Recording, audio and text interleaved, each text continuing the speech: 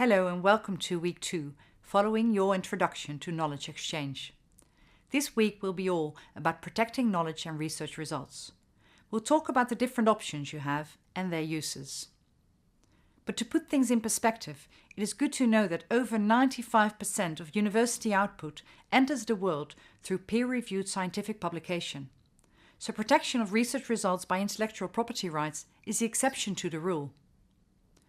Now first we'll examine why it can be important to protect your knowledge and research results.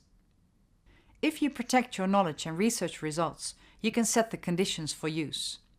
That means you can allow only certain parties to use it and limit the type of use. Alternatively, you could decide to allow open access and have the community contribute to the development of the research results. You also may want to try to ensure the further use of research results.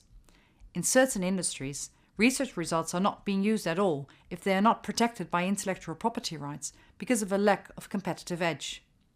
A company may, for instance, only want to invest in the further development if they can claim exclusivity.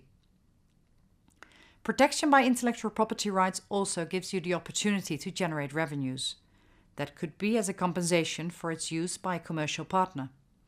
For instance, you may receive milestones or royalty payments.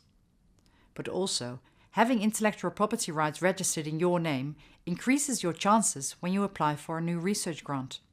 So intellectual property rights may help you get more research funding. Finally, as a researcher, you get the academic credits for the research results when your name is connected to an intellectual property right. This strengthens your competitive position as a researcher. These are the main reasons why it makes sense to protect your creative effort, inventions, or knowledge. This week we'll discuss the different options that are available to you and their benefits and pitfalls. In the coming videos, we'll talk about intellectual property rights in general, and particularly about patents and copyrights. And we'll also talk about confidentiality and know-how. See you then.